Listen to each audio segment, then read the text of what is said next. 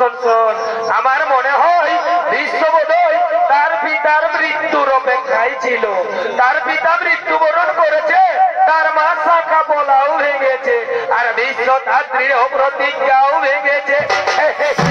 চুপ করুন, চুপ করুন, চুপ করুন রাজা রাজপুত্রগণ, আপনারা সকলে চুপ করুন।